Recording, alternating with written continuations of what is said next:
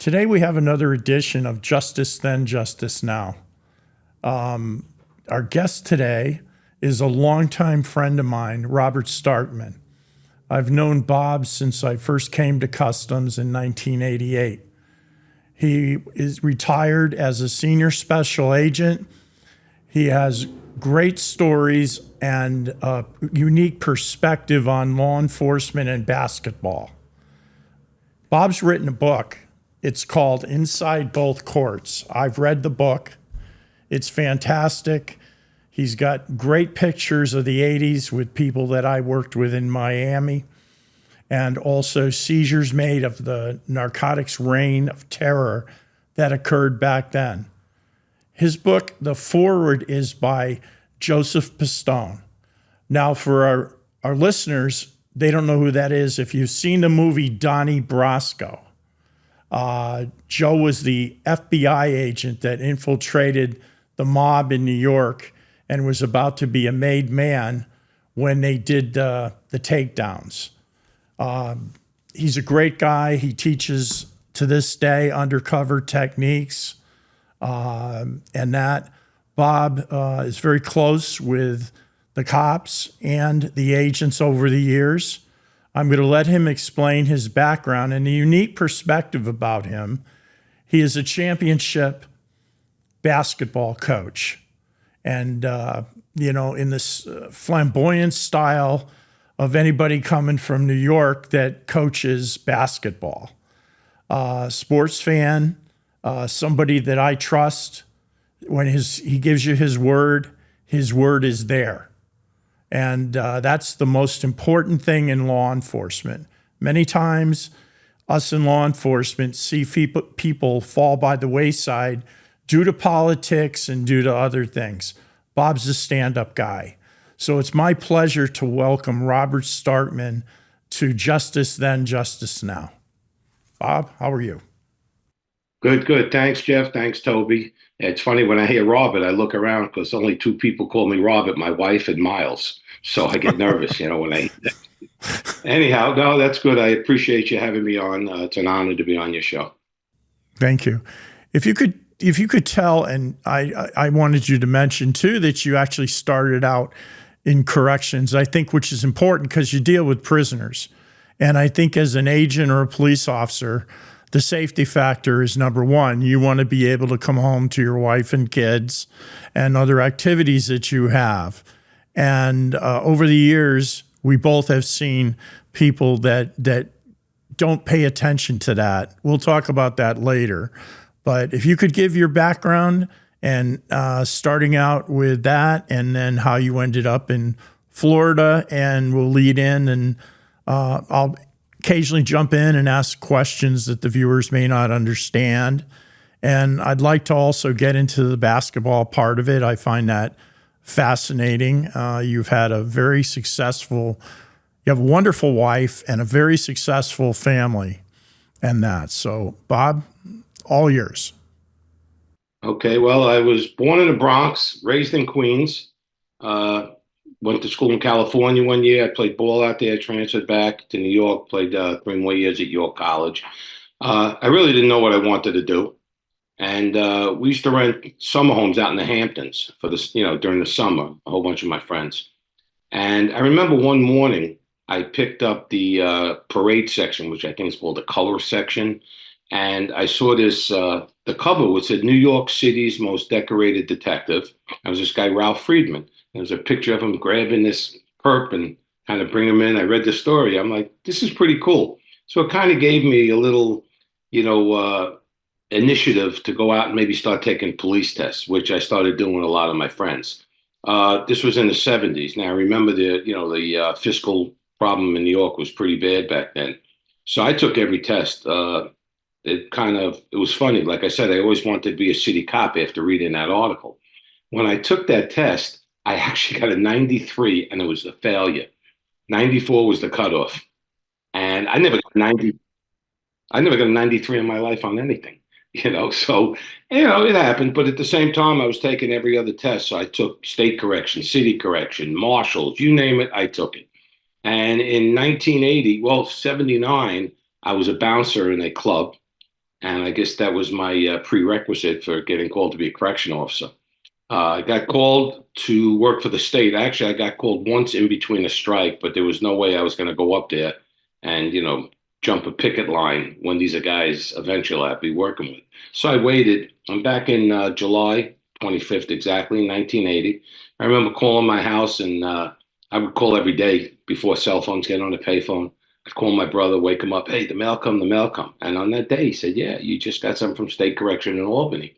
I said, great, open it up. Basically, it said, I don't know what day it was, probably it was a Thursday or Friday. That Monday, I had to report to Albany, where the state academy is. So I went up there, and basically, I was only there for 2 days. We were called 2 day wonders. They never had that in the history of correction. We're in the academy for 2 days, come back home, I'll never forget, on Friday. And Monday morning, I had to report to Greenhaven, which was a pretty bad jail. It was a max A. It was a rough jail.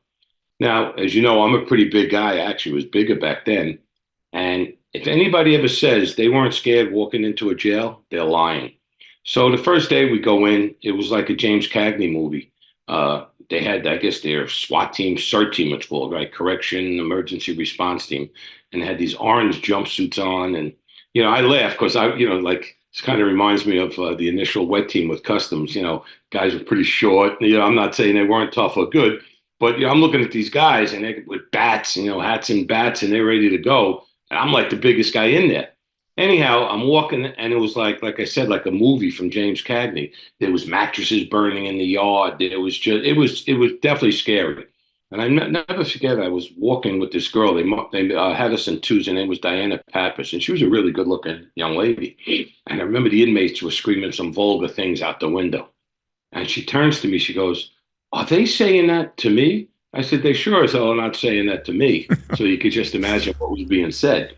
So anyhow, we went in there, and to be honest with you, I had second thoughts. I like, what am I doing? And with no training, just probably just my background growing up in New York, and I was joking. I said being a bouncer, but I was like, what the hell am I doing here?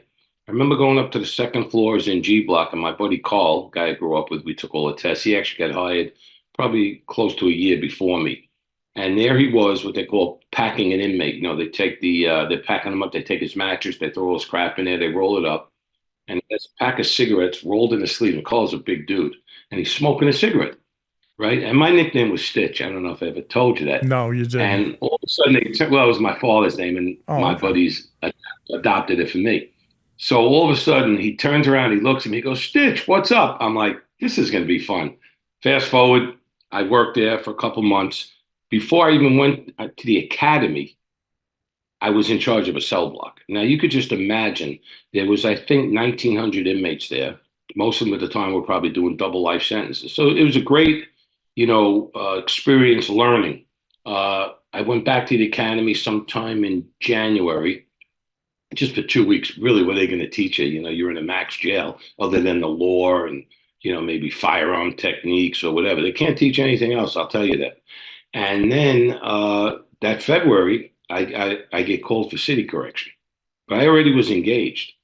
And it was great because now I could move back to the city because I was living upstate. I could move back to the city, and city correction paid about 5,000 more to start. So I was very lucky. Here again, I'm in the academy 5 days, and I get called out. So here I am figuring I'm in trouble. I'm like, what did I do? I'm only here 5 days. Basically, they called out five of us that had prior state time, and they put us right into a facility. Now, I went to the Queens house. Somebody went to the Brooklyn house, the Bronx house, which usually takes years to get there, or you have to have a good rabbi, and I had neither of them. And it was funny because the night before, 2 days before that, I was driving. I remember saying to my wife, Jill, I said, yeah, it's going to take me 15 years to get there. And then after the weekend, I get assigned there. So I worked there for about a year, year and a half. And while I was there, I was assigned to the special housing units. I had all the celebrity cop killers, as they're called. I had the two Black Liberation Army guys, James Dixon York and Anthony Laborde. They're scary dudes. So just one cell was. Then upstairs, I had cops that got locked up, snitches. Back then, they actually had transgenders or whatever they called them back then in the 80s. And it was really weird because, like, on one level, you have, cops that got locked up and they really can't go into general population. And on the other level, I have cop killers. Of course, they didn't intermingle. So I did that for a while. And then I got called. I put in for every job, and I put in for deputy sheriff. And I had seen it in the Civil Chief. I used to read that every, I think it used to come out on Thursdays or Tuesdays. And I saw that New York City had, oh, no, no, that's not what happens. I forgot. I never heard of that. I thought I'd heard of every job.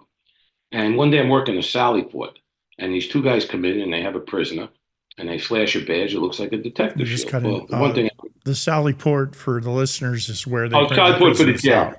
Yeah. Yes, I'm sorry. No, go Yeah, ahead. so what happened was they flash a badge. And the one thing I always learned in correction, and especially living in New York, anybody could have a badge.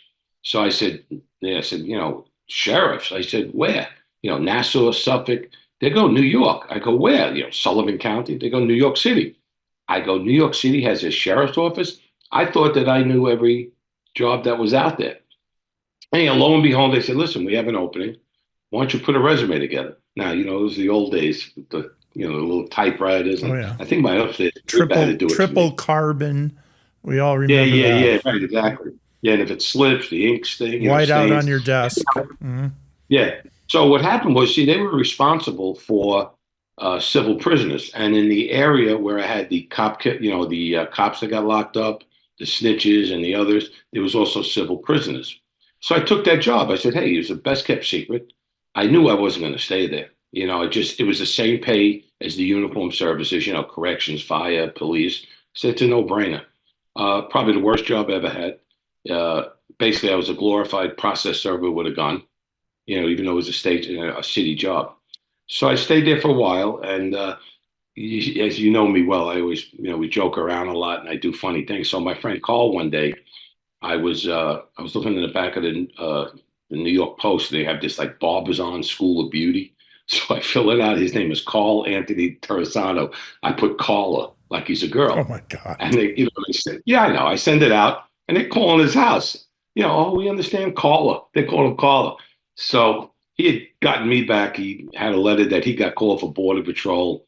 He kind of, changed it around, but you could see the white out. You knew it Yeah. wasn't legit. But lo and behold, I come back from vacation, and I'm sitting in the sheriff's office, and my phone rings. Now, at the time, I think there was only like 28 sheriffs in the city. They're up to over 300. Their uniform now, it's changed. So the phone rings, and some lady said, "Hey, I'm so and so from U.S. Customs. Your name came up or whatever." I go, "Call, stop effing with me." I thought it was call, like Oh my messing with me. God. I'm like, "Hey, stop effing with me," because I totally forgot about the customs job, that I put in, and it was for the Customs Patrol Officer, CPO. Okay. Can I stop you So for anyhow, there? I have some sure, questions. sure, First of all, Ralph Friedman's been on. He's terrific. He's right, a legend. He's a cop's cop. He's unbelievable. He's got a gregarious personality, and it was a real pleasure. So your interest in law enforcement, I'm sure you wanted to be a WNBA player as a kid and yeah. that. No? WNBA is women. That's number one. Okay. WNBA. Well, Nah, I kind of knew, when did after you want to be a college cop? and That's what I'm asking you. yeah, I wanted to be a cop. It's like it's just something I wanted to do, and I had a lot of friends who had friends that were cops. But again, in the '70s, they weren't hiring. Right. They were Matter of fact, laying it was off. They were laying yeah. off. So I'm saying, you know what? I'm going to take the first job that comes and just get to what I want, where I want to be. Okay. So And you got the that's phone call from Customs, and what did they tell you? right. Your name came up for employment, and I turn around and, like I said, call, get the F out of here. Don't F with me. I just got back from vacation, and all of a sudden there's like a pause in the phone call. And she says, "Listen, I'm going to tell you again. My name is not Carl. I'm so and so from, personnel, Oh my and we'd God. like you to come in for an interview." So I'm like, "Okay, how about next week?" She says, "How about tomorrow?" I'm like, "I'm dead. I'm never getting this job, after what I said." Yeah. So lo and behold, next day I find a suit. I think I had one from, like when I used to go to bar mitzvahs and stuff and weddings Yeah. or With the whatever. wide collar and the I'm big just kidding. I'm tie. kidding. Yeah, And yeah, yeah, yeah. I It's probably remember still I had had the those envelope at the too. bottom. Yeah. So anyhow, I show up and I'm like nervous as hell, only because of what I said. I walk in, the lady comes out, she goes, "Listen, I'm not your friend Carl, relax." So right there, I knew I Right. was okay. Yeah. So I go through the interview, and one of the questions they said to me was, "Hey, you don't have any investigative experience." I said, "Well, In the sheriff's office, I did a lot of, I was able to elaborate a little. But I said, but here's the thing: I worked in a max jail and I worked in a city jail with all cop killers. Everybody's innocent. Just ask them. You learn body language. You learn the lingo. You learn different things. You learn a lot about them. Which most investigators don't have that experience. And that it went. So now I'm walking out, and this guy comes up to me, a short older fella, and he says to me, "How's Stitch?" I go, "Excuse me?" He goes, "How's Stitch?" I Dad, right? go, He's talking about. "Yeah, like, nobody knows." Yeah. I'm like, "How the hell does he know that?" I never put that on the 171, my father's nickname. So it turns out he calls me over on the side. He grew up with my father. They used to play basketball together. Him, the brother, and my father all went off to war, World War II. His brother never came back. He was a retired detective. His name was Gus Gersey. My father probably didn't speak to him in, I don't know, 30 years. And he saw the name, he saw the application, and he called me over on the side and he said, "Listen, I kind of felt really comfortable. And I know my father hasn't spoken. He hasn't, never mentioned that name to me. It wasn't like he made a phone call. And, he just kind of told me about the job and whatever. And a week later, I'm in there, filling out all the paperwork, and I got hired October 3rd. Okay. And what happened from then on? How did you get to South Okay, Florida? so October 3rd, we couldn't go to the academy till January, I think 2nd or whatever it was, because there's no class. But being I had prior law enforcement, and so was a few other guys that, got hired, they let us go to the range and qualify. Basically, we stayed at the airport, just helping out, doing secondaries. I actually went on two controlled deliveries before I even came out, the academy. And then I got to be friends with Bobby Benevente in the academy. I met him, and he was in Florida at the time, and he was really nice. He was in agent school. He actually used to be a CPO as well. And his And son is we an just agent too. No, right? yeah, I Yeah. heard. Yeah, so I heard. Yeah. So what happened was we were just talking. He goes, "Listen, if you ever want to come to Florida, you call me." Okay, you know the way most people are. Yeah, okay. So they had us on this undercover operation. We lived out in Montauk. Nick Jacobellis, Jim O'Rourke, and it was one other guy, Kenny Koza, and a couple other guys. We were only CPOs, we weren't agents yet. And looking back, I'm like, something's wrong. I spoke to friends that were older than me that had worked undercover and different things. Just they weren't ready for what they were doing, and they weren't, and that's just the way it was. So what I did was I told Benevente, "Listen, I'm going to come down there one weekend. I want to see what it's like." And Nick, myself, and this guy Kenny Koza came down on our own. And I remember we went to was that Papa 100, where the CPO's Sure. Right, office was. right across from the Hyatt. Yes. Right, or Holiday Inn it used to be, I think. Yeah. So we went down there, and he took us around. He introduced us to Al Westerman, who was the chief of patrol, and was really funny. I always remember this going down on the dock, downstairs, and the smell of marijuana. I thought I was in a college dorm, like it was just reeking because they used to keep the seized marijuana down there. And I see this guy on a boat, an unmarked boat, towing in a boat with a guy in handcuffs and two or three barrels. I'm like, what the hell is that? So the guy comes in, it happened to be Joe Goulet. And what he did was he caught some guy out in the ocean. He was waiting to refill, a dope boat. I said, man, this is cool. Anyhow, so we went down there, and I don't even think I told my wife. I just told, we went into Al Westerman's office. He said, listen, this is what I could do for you. If you could come down by August, whatever, the last week of August, basically it was like getting a scholarship. They pay, as a CPO, that doesn't, I was a GS5, paid my house hunting trip, paid my closing fees, and I wanted 30 or 60 days temporary quarters. So Al said they brought us in, this was before you were there. They had this small boat reporting stations with the inspectors. But I said, Al, listen, I don't think I called him Al then, but I told him, listen, I can't go on boats. I said, I get nauseous. I said, the only boat I don't get sick on is the Circle Line in New York, that Right. big boat that goes around Manhattan Island. I said, I can't. I've swam next to that, Bob. I I know know. you have. I know. Go ahead. And I said, I just can't do it. He says, don't worry. Okay, so whatever Benevente did for me, he did the right thing, and I got assigned to the FIST team, which was the group to be in. That we're all CPOs. Jim Larison and Val Jorge were the super. They were the SCPOs, I'll never forget the first day I get down there. Nick and I, we had to go to the range and qualify. It was like 105 degrees. I never shot a machine gun in my life. It was the first time I shot a machine gun. And then we came back. You remember from the range? I don't think the SAC office. Oh yeah, I'm not sure if the SAC office was there. Remember the Cuban place on 58 there? Actually, Artie Cullen ended up marrying the El girl there. We used to go to eat. Faro, it's still there. Alfaro, right? And I So saw now I Artie see. about 2 years ago at the Cuban, Yeah, the one across from Coral Gables High yes, School, and I yeah, went in yeah. for ATF. Yeah, I know, I He was know. the busboy. Good, great guy. So anyhow, so I see like the Gatorade Bob, the Gatorade thing on the shelf. And so I said, man, I watch Miami Vice. I'm going to order a Cuban coffee. I take the Cuban coffee, take the water. Here I am thinking I'm cool. I had the runs for the next week because it just went through.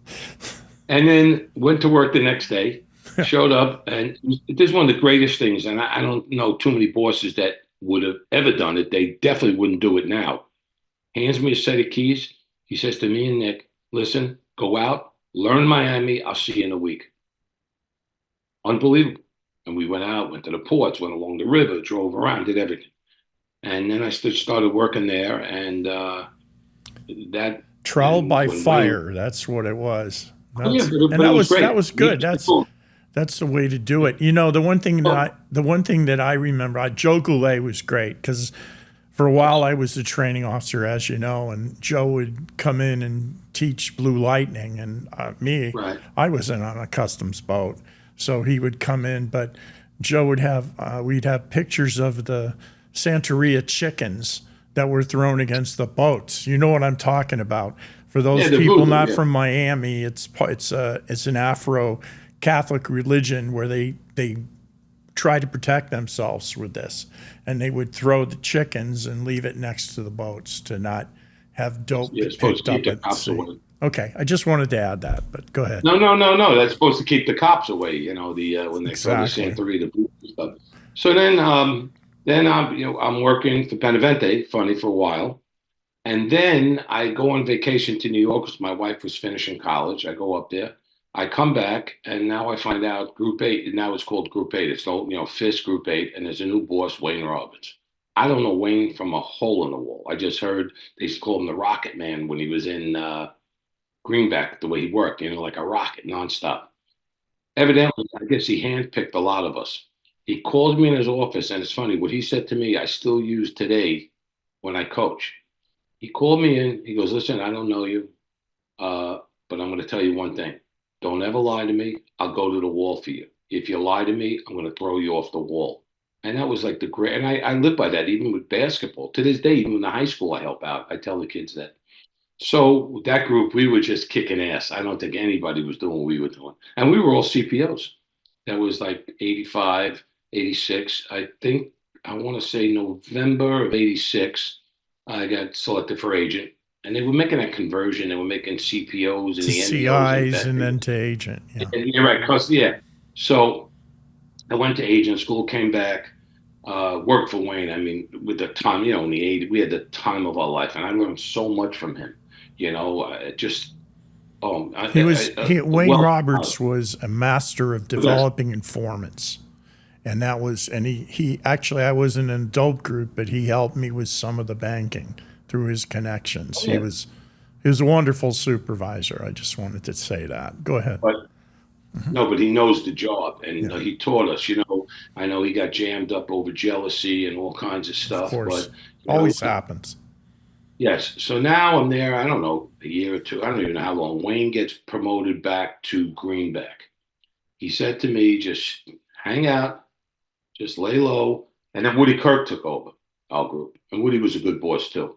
So Wayne told me, listen, just lay back. I'm going to get you over to Greenback. And that's where you get your 13. And that was the days where it was competitive, not wand. You didn't get wanded in. I had to put in for it because the person.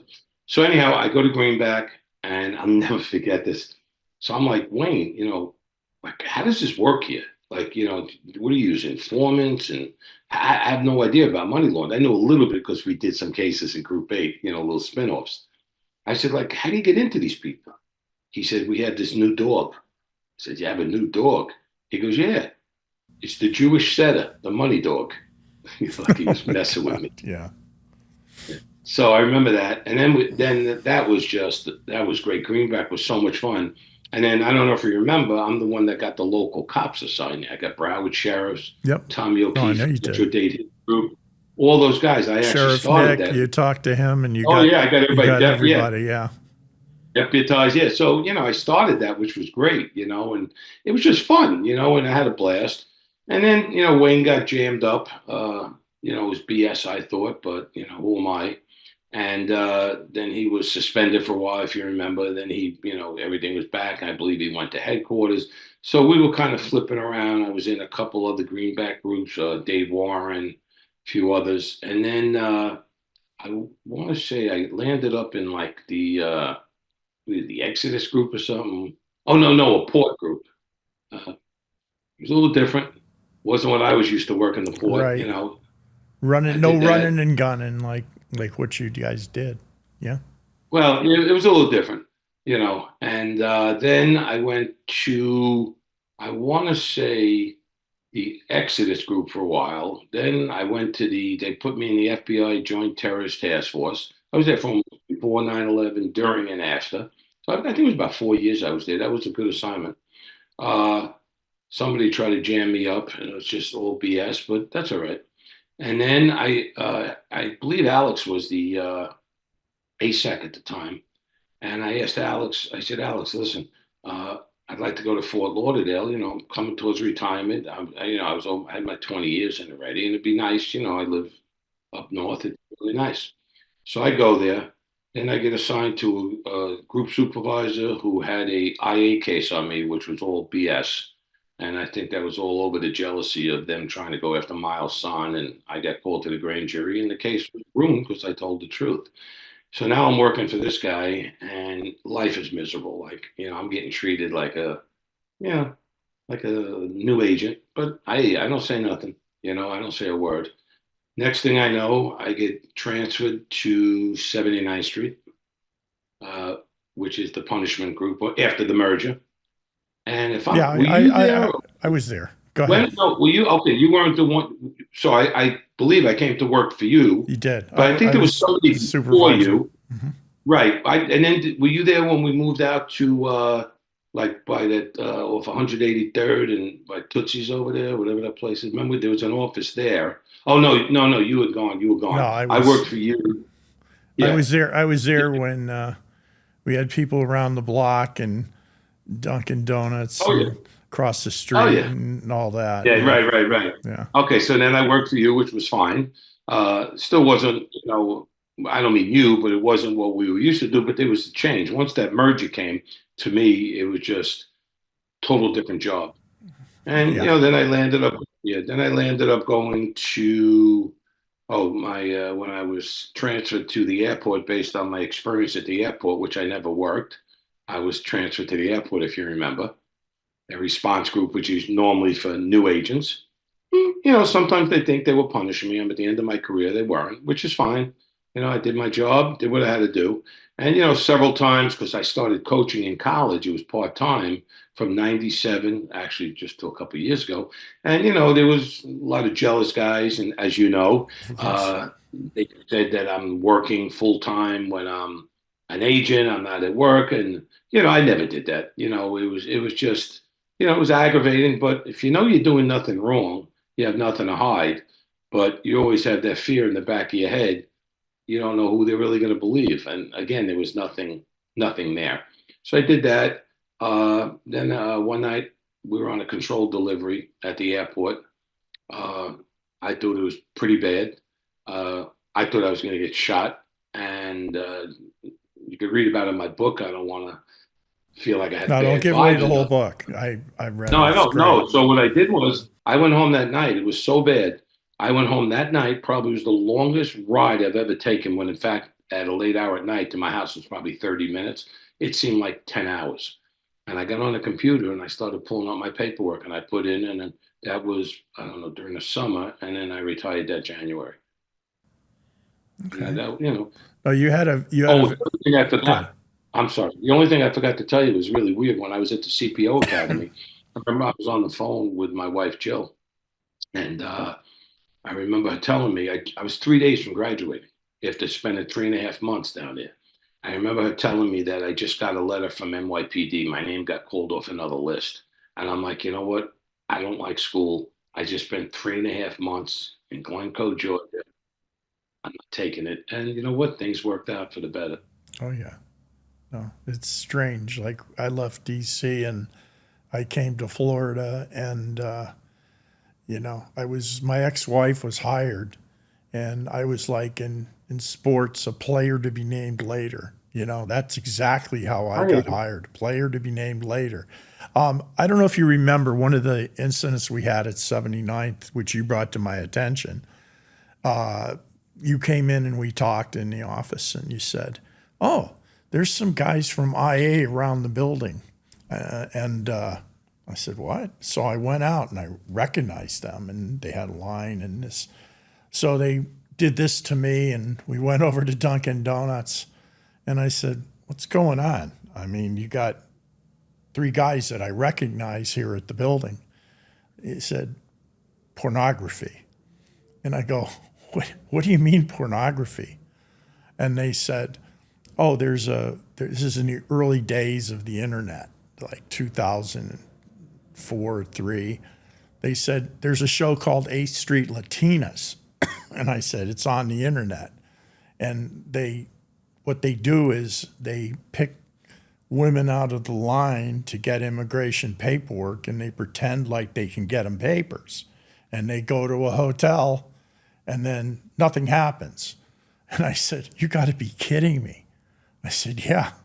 So they were all out, and they had a complaint with this. It was all fictitious, obviously. But again, I remember calling everybody in and saying, "You're going to see some faces that you may recognize, just leave it alone," and that. So eventually, I called the SAC, who I was probably not on good terms with, I can't remember who, because Alex was the ASAC. And So that was what, 03, 04 yeah, well, when we well, had the no, merger. no, when Wasn't it I Clark? I was think it there, was maybe Clark. 05, oh 05. But I Wasn't said, it Clark? maybe, Oh but no, no, it had to be Jesus or Jesus. I'm not going to say his name on this. But so anyway, that blew over. But it was kind of entertaining that that was going on, and nobody had called us. But But that was because it didn't typical. involve agents, it was Yeah, something the else we could immigration. have assisted on. Okay, Yeah, so I know your career. I know the supervisors you had, Wayne and Woody. They were fantastic. They made you were cases. okay too. They put dope on the table. Thank you. They did all this stuff and put it on the map. One of the people that I interviewed yesterday, he was a drug smuggler out of the Keys. You'll see it in an upcoming episode. He got 7 life sentences. He's released. And he detailed how Charlie Jordan was.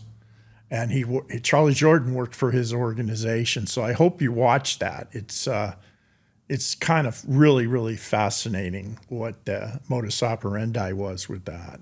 But let's get back to you. So tell me about your basketball coaching. It's quite tremendous, and how you did that. And it's I think, a very positive thing that a federal agent was able to use his knowledge in that to enhance others. And I know from Facebook and from you that you keep in contact with these guys and ladies, and they're all successful.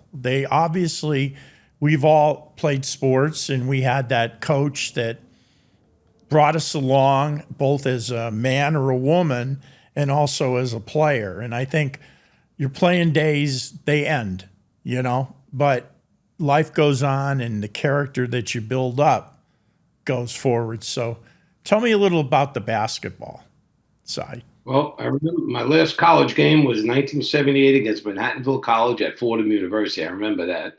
After that, there was 70. I played in some summer leagues, uh, played in the winter league, like a citywide YMCA, played at West 4th Street in Manhattan, played out in the Hamptons in Long Island. And then when I got into law enforcement, I really didn't have, time, and I kind of lost my interest. I liked watching it, but I would just play every once in a while in the park when I was still living home, in New York. I mean, come down to Florida. My daughter's probably, I don't know, 7 or 8 years old, maybe a little bit younger. She wants to play basketball. So I take her up to the Coral Springs Rec League and I register her and, I see what's going on. And I never coach and I never had any dreams about coaching. And now I'm watching. I mean, this goes back 30 years ago because my daughter's like 38 now. Although I shouldn't have said that on TV. She gets on the radio. She gets mad. But I started coaching because I couldn't stand what was going on. I couldn't stand like it really bothered me that, let's say you pick 8 kids on the team, and let's say me, you, and Jeff are really good. So the coach would say, listen, miss your shots, look bad. So this way you'd be like a 6, 7, and 8 pick. But realistically, you're probably a one. And I'm like, is this really going on? So I started coaching her. And then my two boys were born and I started coaching them. And I was going back and forth, back and forth. I coach, even I remember my daughter's, I want to say, going into high school, 5 Stars, a legendary camp. I worked there just so she could go to camp. We went for a week and I just started, I was really, between both boys and my daughter, I started coaching her. And then I put together a little travel team for her just to help her. Once she got into high school, I broke away. It was time, you know me very well. I do not have to live my life through my kids. I have a 6'10" son, and people would come up to me and they say, "You're a coach. Why don't you make your son play?" I go, "Listen, I don't have to live my life through my son." Mm-hmm. And I will It's a tell great you, he answer. is very, very successful, and he wouldn't have made the money he's making now if he played basketball. My younger son was a baseball player. He did the same path that his brother did. He became a manager at University of Florida. Uh, did it for 4 years, and the SEC is big. And upon graduation, he got interviewed. I want to say Under Armour, I think Nike, and the Atlanta Hawks. He was offered an internship, and fast forward the clock, going on 10 years, he's now a VP. So they've all done well. I think being around sports, coaching, hopefully had some type of influence on them the way I was because one thing I learned from my father used to work in the night centers. They used to have that in New York, and he worked in the South Bronx. And one thing I learned from my father, color doesn't mean anything. Black, white, Chinese, people are people, and I've always been that way. And I'm very thankful my kids believe the same way, especially in the crazy world we live in. So, I was coaching, and one day Miles calls me up and he says, "Hey, did you see today's Sun Sentinel?" I said, "No." He says, "Go in the classified, the whatever." I said, "Okay." So I go in and it said Broward College is hiring a women's assistant coach part time. He said, "Put in." I go, "Really?" So I put in for the hell of it. And next thing I know, I get interviewed and I'm the assistant coach. They fired the head coach. Next year. I'm the assistant coach again. They fired that coach and they make me the head coach. Now it's a part-time position. And at the time, I think Broward was the only school, maybe in the country, where the coaches are not on campus. So you know how hard that is, especially in junior college. And I took over the women's program. I was the women's head coach for 2 years. So I did 4 years with the women. One day, John Giordano, a friend of mine who was the athletic coordinator, it was like a mafia movie. It's raining out. He goes, "Come on, let's go to this game." So we went to some high school game. He says, "I have good news and bad news." I said, "Okay, well, give me the bad news. You're going to be the men's coach." "Well, that's not so bad." "What's the good news? You're not coaching the women anymore." I said, "Okay." And because of my relationships and the friends I have, with no recruiting budget for the most part, scholarships are nowhere like the other schools I competed against. My friends were able to help me out, like get me players. That's the bottom line. I mean, I had 7 All-Americans, two were two-time All-Americans. I had the Player of the Year, and they were all sent to me. Three, yeah, all of them, all the guys that made all were sent to me. I didn't even know who they were. So, I've always been very loyal. The thing with the kids, what was able to help me coach personally, I think being in law enforcement and vice versa, it helps each other. I used to always equate it to, all right, you go out on a drug bust, okay? If the guy, you don't get him, hey, it's like a game. You lost. Get a better plan. Get a game plan together. Don't cheat. Don't lie in court. Same thing. It's get a plan. Go out and do it. The one thing I learned from a former assistant coach of mine who passed away years ago, Jay McCormick, he said to me, you know what you got to do? You have to have the kids believe that you'll run through a wall. Make them run through a wall for you, and you'll be right behind them. And I always stood by that. And listen, I always thought if you have a roster of 12 or 13, I always believed I could help every kid. And if you help three, it's great. And I'm never satisfied with just helping three. And there's been kids, they can blame all they want on me. But the kids that are loyal, the kids that the ones that listen. I use my negative experiences as a player, things that happened to me. In the 70s, first of all, your family never really went to a game. They were working. Your family never called up a coach, why you're not playing my son. There was no portal. You're not transferring like they do now. You just suck it up, So I learned, I went from starting to never playing. And I never understood that. And I don't know if I ever told you this, probably about, I don't know, 30 years ago, I went to this basketball dinner.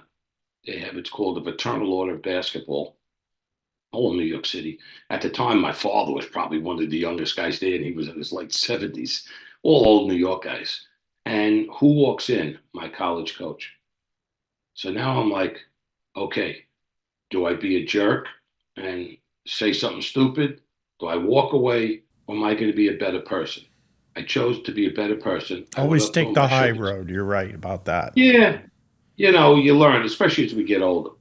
So I went up to him. I said, "Hey, how you doing?" Blah blah blah. He says, "Fine." Turns to my father and says, "If anybody should hold a grudge against me, it's your son." And like that just threw me back. And to this day, I don't know why he went that way. And I talk to a lot of my old teammates still.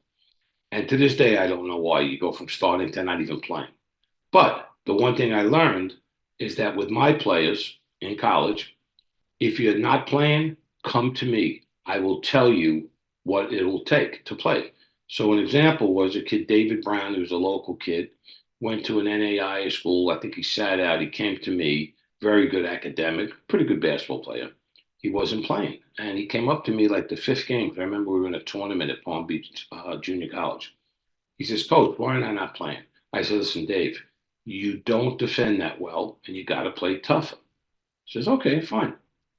Something happened. I don't know if something happened with a player. I put him in. He scored 30 points, guarded the hell out of the guy. From that day on, he started every game, made junior college all state in Florida, which, JUCO in Florida is some of the best basketball in the country. Went on to, I got him hooked into Gardner Webb, graduated. He sent me the nicest letter I've ever gotten from somebody. But see, I don't like taking credit for that. This is my attitude. I opened the door, you went through it. I'll open the door for you, but you got to walk through it. And it's the same thing. You never hear me talk. I got a lot of pretty, some good accolades. But, when I won, let's say my 100th game, oh, what do you feel about that? Every time I went into the hundreds, I would say, listen, I don't win games. Players win games. You see most coaches, yeah, yeah. No, my job is to get them out there, keep them together, play hard, and win. Players win games. I'll argue with anybody with that.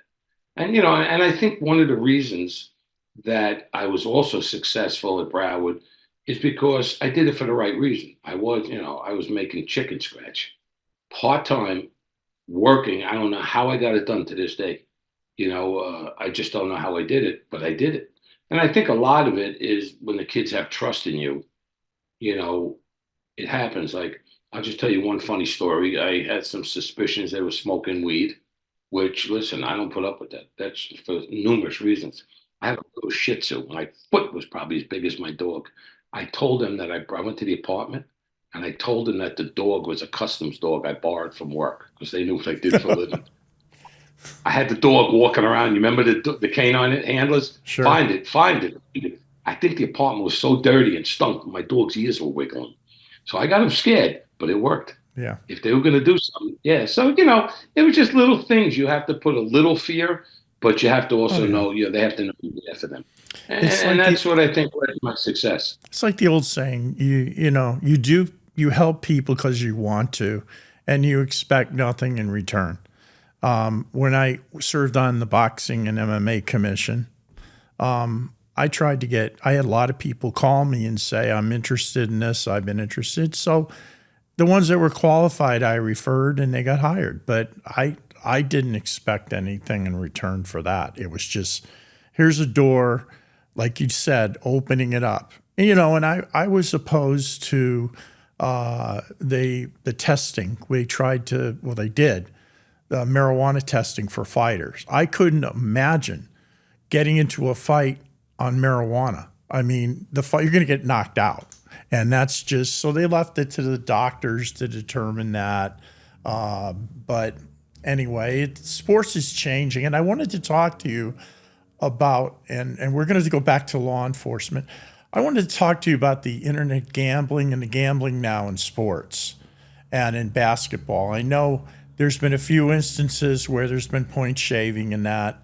Do you think as a a professional coach that this is going to have an effect on games with players?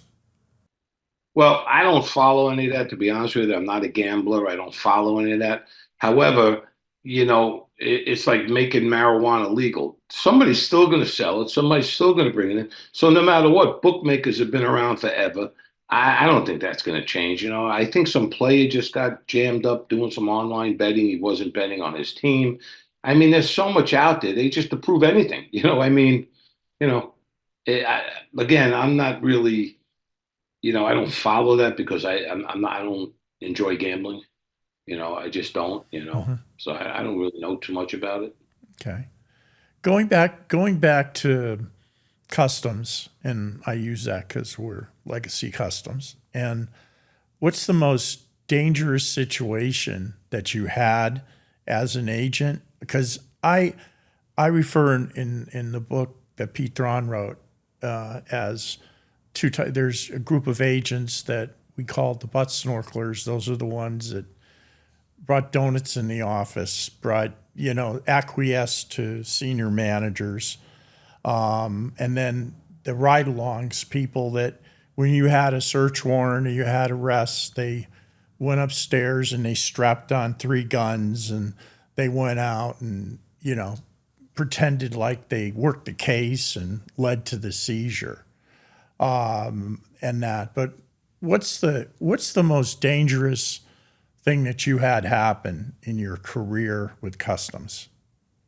Worrying about passing my final exam at the CPO school. Just kidding. Like I said, I was in two active groups. Group A, we were the ass kickers, not the ass kissers. We were the ass kickers. When I went to Greenback, we same thing. The one fortunate thing, working for Wayne, Vietnam vet, the streets, he taught us so much, and like I say, I like to revert back to my, being raised in New York, the way I was raised, just being around things, working in jail, I'm always thinking ahead. That's me.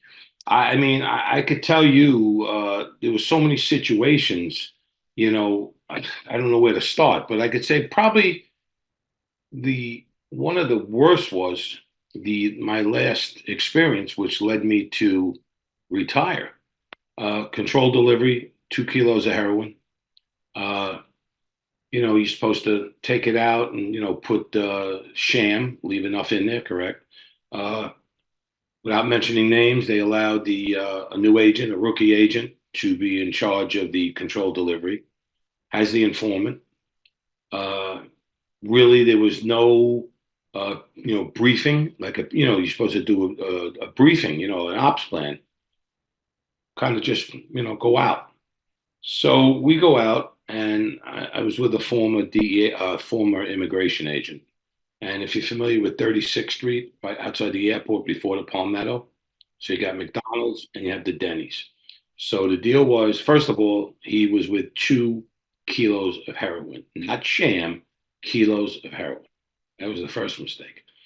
No takedown, no nothing. I was driving because I just had come out of, I still had my chief of police car when I was over at the FBI. I had a Grand Marquis, so I really couldn't fit in. So what I did was I went to the McDonald's parking lot next door. It was, right east of it, right next door, literally. And I said to the guy, without again mentioning names, I just said, "Hey, just wait. Something's going to happen." "What are you talking about?" I said, "That's the bad guy." She says, "How do you know?" I go, "It's 12:30 at night. There's three or four cars in the McDonald's parking lot. He's driving with his lights off, trying to." This was my interpretation, trying to see if that was a cop car. Somebody would, "Hey, your lights aren't on," flashing on the lights. He goes, "You're kidding me." I said, "No," but I said, "Quick, make like you're doing something to me because we have to make like we're parking here." So we did that. Sure enough, car goes out. All of a sudden, I hear he's getting into the car. What? No takedown, no call, no nothing. Me, the schmuck that I am, I get 20, what, 4 years on. I come out, like to get onto, was it 36th Street? I make the right. He's about to leave. And like, I'm literally like this. I tell the guy, "You get the driver." One of them was quiet, and I get the bad guy. Now he's revving his engine. You get like tunnel vision, and you're just going real fast, real fast, real fast. So what do? I take the guy right through the window and I lift him up. I get him on the ground, put a gun to him, and my exact words are, "I'm too effing old. Don't move." But prior to that, when I get him out, there's a DE agent on the roof of a car pointed a machine gun at me, like an AR-15 or something. He wasn't thinking, I had a raid jacket on, but he didn't know who was who to play as well because there was no briefing. Got, as I said in my retirement party, had the former immigration agents with their immigration detectors on. Everybody's pointing guns at me. I'm more worried about a crossfire. So, bottom line is that's the night that led to my retirement. One Didn't other know that. time, oh yeah, one other time, we're working with Wayne. I got to the, was it Wayne? Yeah, it was Wayne. I was working, I was getting to work late. We probably stayed out late, working the night before. I was driving a Jeep Laredo, which Tommy O'Keefe got me at a seizure, and I'll tell you the story when it's over about that car. And I'm late to the surveillance. Now, as Woody Kirk used to say, I'm the only guy that had three phones. I would smurf phones, like you're only allowed $30 on each. So I Right. would do 29, 28 on the other, whatever. So Metro I'm late, and PCS. yeah, yeah, yeah. I don't know, whatever they gave us. I'm what's it called? I'm late. I leave my house. I have my bag. I have a Beretta in there. My what's it called? I have a phone. My three phones, walkie-talkie, whatever else. I always carried a gun on my ankle. Now I'm driving, no problem. I'm driving down, driving down. Unbeknownst to me, I'm being followed because cell phones weren't popular. So I remember they used to rob cell phones. So I get to the set there, and Wayne says, "Okay, Bob, you got here late. Probably made a comment as usual. I need you to go inside. It was a gym. Look for, whatever guys wearing this and that." I said, "Yeah, no problem." I go inside. I come out. I see these guys. They're doing something to my window. So what they did, they took a spark plug because remember the windows used to have heavy tint on it, and it wouldn't make a noise. Boom! They followed me. They grabbed my bag because I had phones. They saw me on the phone. But I'm running it. I'm running to the car. The car goes in reverse. I go for my gun. I don't have it. I left my gun. I told you I ran late. My little gun on my ankle. I left it home. The only time in my life. Boom! The car hits me. Right? I get on. I get in the car. My hand is a mess. I get on the radio because we had units all over. We're on what's that? Tamiami.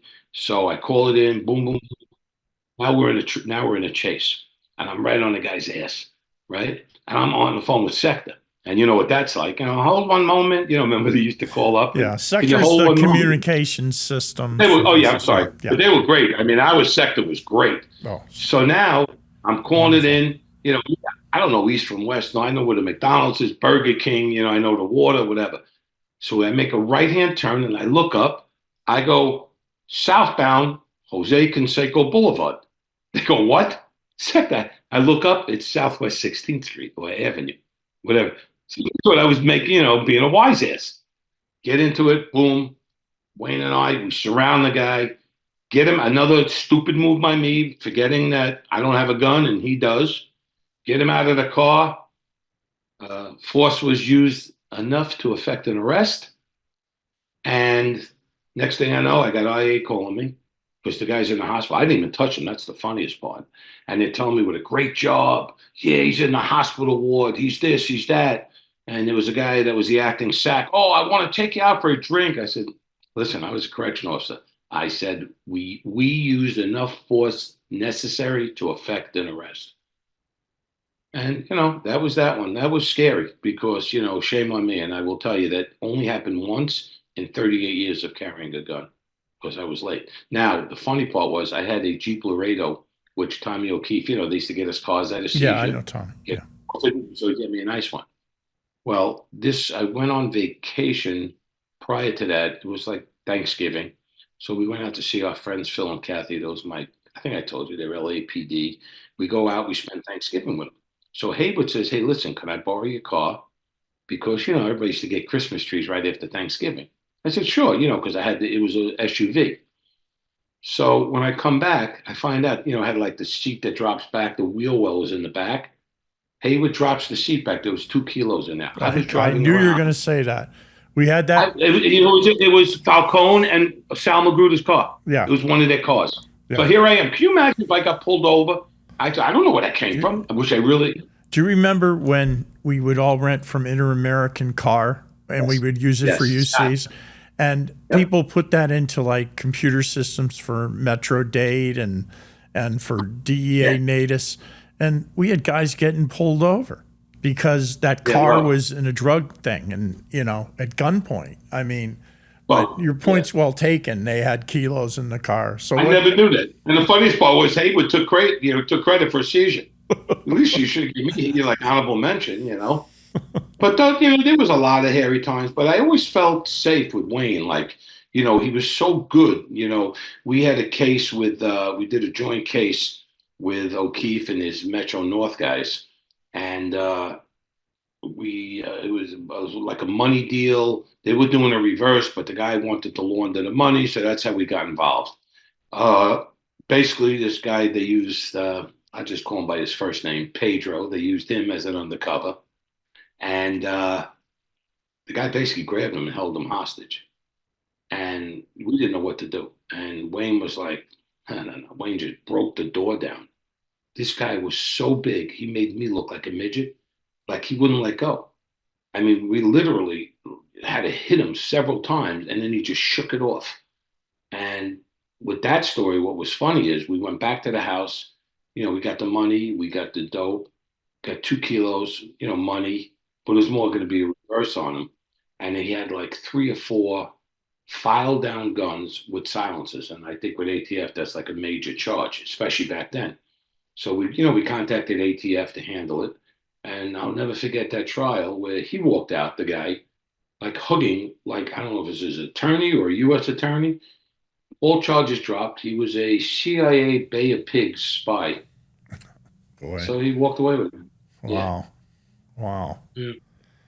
So, That's, that's you could go on and on with that stuff, but yeah. you know, No, it was overall, it was fun.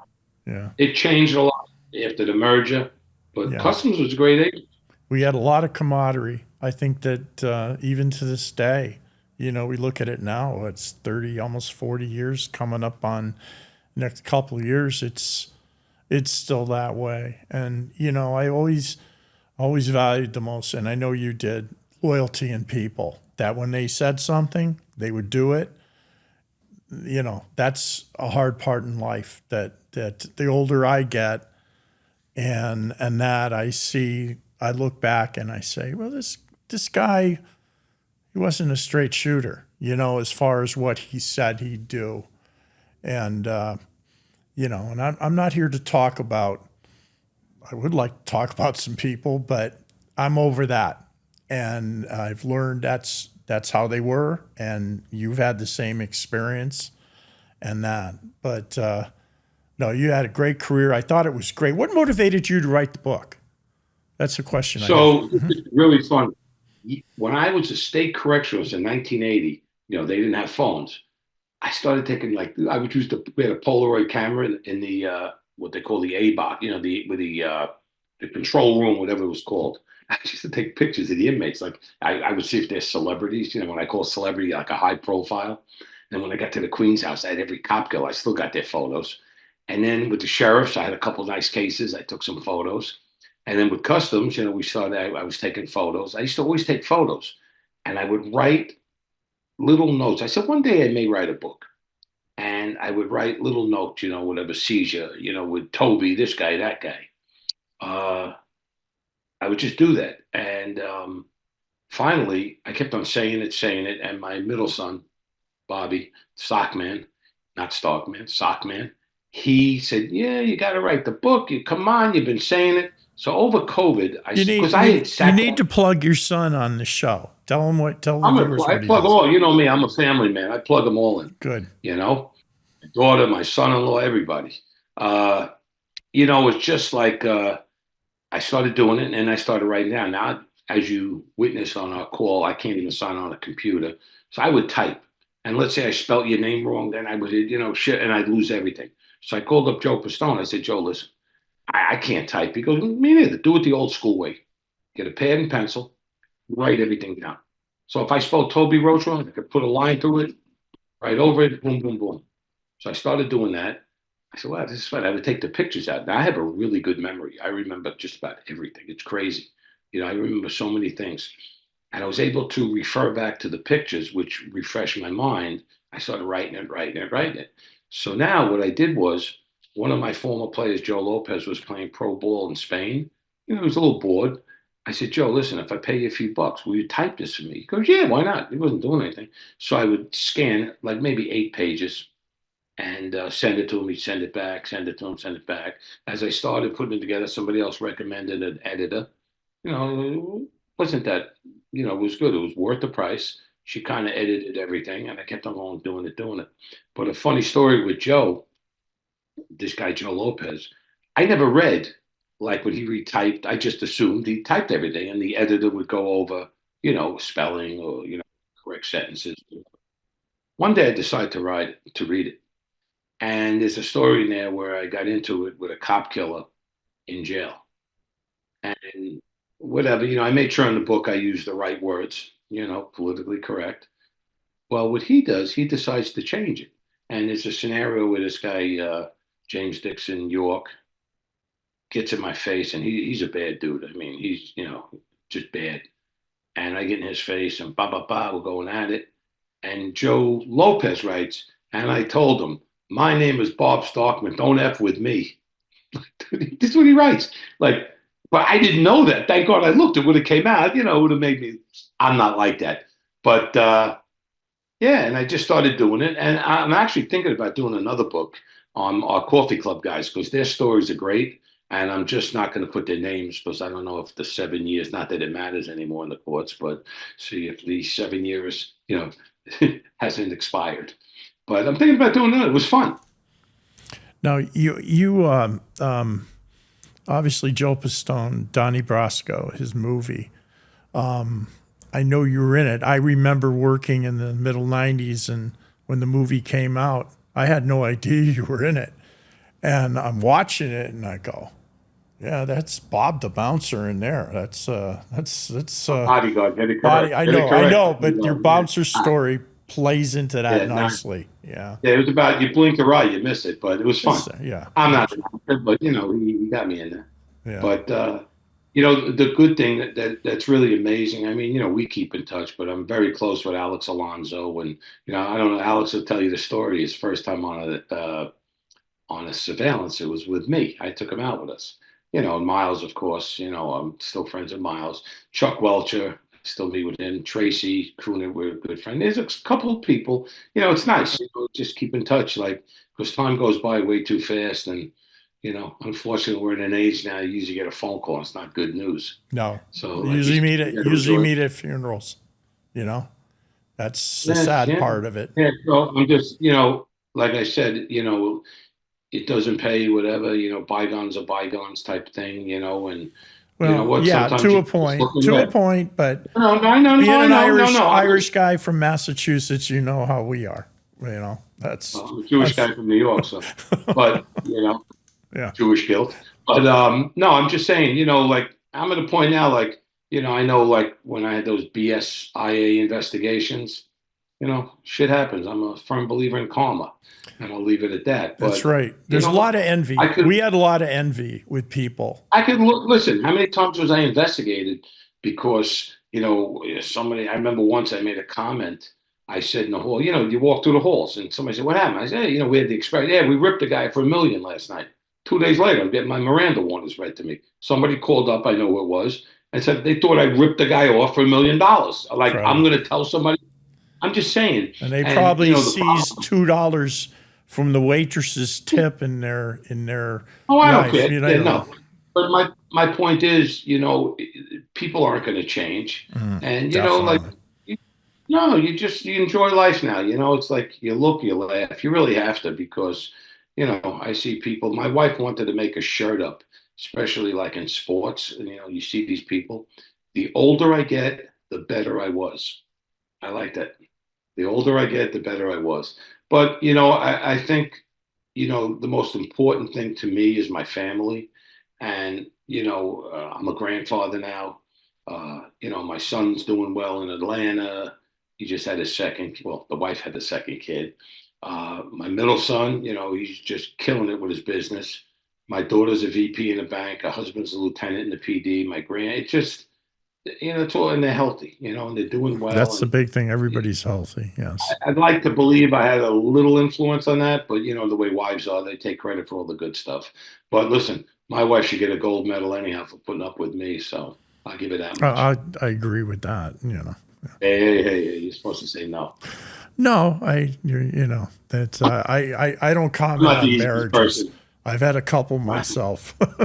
Yeah, no, I'm just not the easiest guy to get along with sometimes. No, no, you're good to get along with because honesty is the most important thing. So, you said you're going to consider writing the second book. Yeah, I may, yeah. What are you planning to do with the next 40 years of your life? Hopefully, we live that 40 long. years? I'm always 40 optimistic. years? I may be like Weekend at Bernie's, but it hopefully that'll 40, I happen. don't know. I mean, right now, I just want to enjoy, stay healthy. I just do things you want to do. My wife loves to sailboat. She left yesterday. She's going 3 weeks. She's in the Fiji Islands. Yeah, I mean, that's what she likes to do.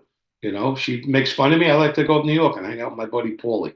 You know, I'm just saying. But, I volunteer at a high school now. And, I just try to, do whatever I can to help, maybe help change a kid's life. I think I have a lot to offer. In a few weeks, I go to Vegas. I work for a sports agent at his camp, a European camp, guys trying to go overseas. I do that. I just try to stay in the game, and just I go to the gym. You just got to keep on moving. We got to Hmm. keep on moving. Absolutely. That's what it's about. It's not like we used to be. Yeah. Well, I want to tell everybody that I recommend this book. There's a lot of things in here, and I don't talk about books on because I recommend that you get it on Amazon or whatever Bob has it out there because it's really good and it has, it's just got the right amount of pictures in here. Because some of the books, and I've read all my guests, I read the books because it's important. You can't sit here and be like a talking head like we see on the border and talk. They've had no experience, about ever been to the border. They were the whatever secretary of this for 6 months, appointed by somebody, and they're not experts.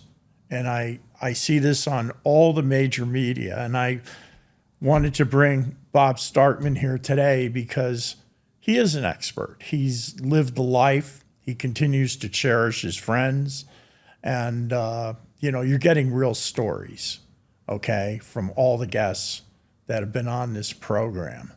So again, Bob, I want to thank you for coming on. Wish you the best always, and I'll